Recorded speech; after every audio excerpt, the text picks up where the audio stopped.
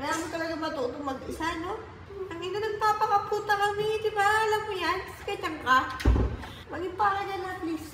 Huwag mong hintayin ako maglabas ng lahat ng gamit mo. Hindi. Hindi.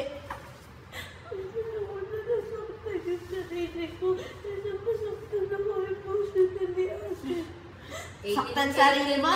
18 na yan, kaya na niyan. Kaya na saktan Baka sa labas, wag dito. Wag dito. Ginagawa niyo sa influensya sa akin. Ang ina, ang sarap-sarap ng buhay mo dito. Ang ayos-ayos, inaayos ka lang, tinatama lang ang mali mo.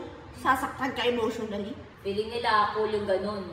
Hindi ko lang mapag-inasi. Kapatagal ko na po ito ginagawa. O, first lesson yan. Hindi ko yan kailangan sa bahay ko. Kaya ka nandito dahil lang hingi ka ng tulong sa akin. Naayusin ko yung buhay mo. And kung hindi ka magpapaayos ng buhay mo, hindi ka magpapatulong, wala lang akong magagawa pa eh. It's your life. Hindi ka man pinilis pumunta dito, tinanong ka, di ba? Pinili mo to, di ba? O gusto mo lahat ata, ikaw lagi ang bida sa lahat ng reality show natin. Maging proud ka! Show your laslas! Asa laslas mo? Hindi ko kasi maintindihan kung ano yung magigain mo dyan. Kasi ako nung ginawa ko yan, tangina na ospital ako eh. Kasi gusto ko na talagang mamatay. Yung ganyan, yung mga cute na mga ganyan, you're getting attention. Hindi ba sapat yung attention? Hindi ba sapat yung mga yakap, mga pag-iintindi? Kapag ganyan kasi, papi, kailangan niya nang matuto na kailangan sarili niya ng ano. Kailangan mo pa ata nangyari sa akin para matuto ka. Si papi, pinalayas ko yan eh. Mga 100 times. Ikaw kaya magpokpok sa labas para malaman mo yung self-worth mo. Tumayo ka sa sarili mong paa. Hindi lahat asa kay mami, asa kay ate. Masaya kasi yung buhay mo dito. Lahat nakuha mo ng libre. Wala kang pinaghihirapan kaya ganyan ka. Konting kibot, nahihirapan ka sa buhay mo.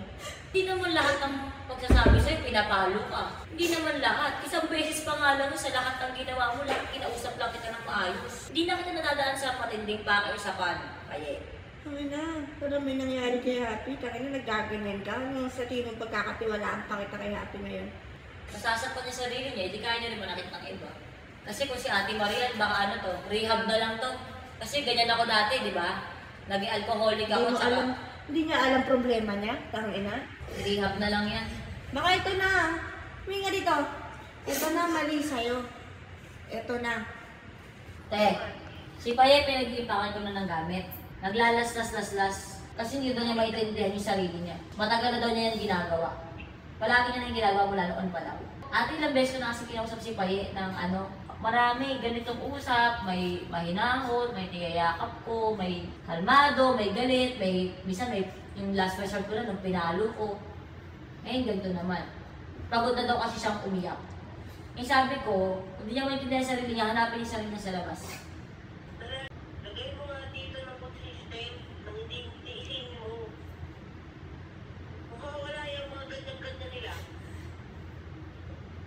Punta ka na lang dito ngayon, antayin kita.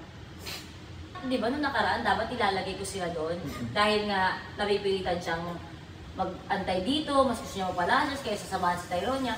Kaya lang naman ako na biglang pinulba ko na ayoko sila magstay kay Ate Marie. Dahil nga sa mga nangyari sa kasambayan, walang CCTV.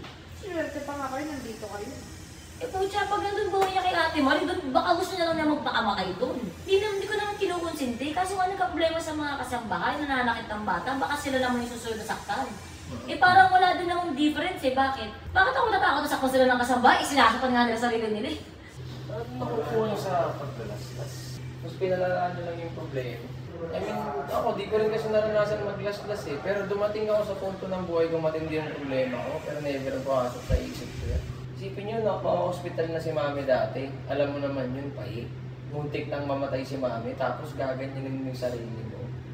Hindi ka pwede yun. Puta, kami nga yung papatay para sa inyo. Pinapatay nyo sarili nyo. Eh, lagi O sige, gusto mo ng attention pa eh. O sige, patititigan ka na. Masaya ba to? O, ganyan lang ako. Pag walang trabaho, nakaganyan lang ako sa'yo.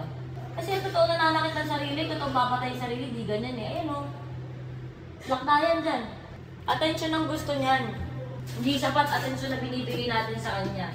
Sabi ko naman po, sobra-sobra po lahat ng pagmamahal niyo sa akin. Kaya pa po hindi ko na po maintindihan yung sarili ko. Parehab ka na lang, babe. Parehab na lang. Ganon. Bakit po ganito? Parehab ka na nga lang. Doon maiintindihan mo kung gaano ka kaswerte.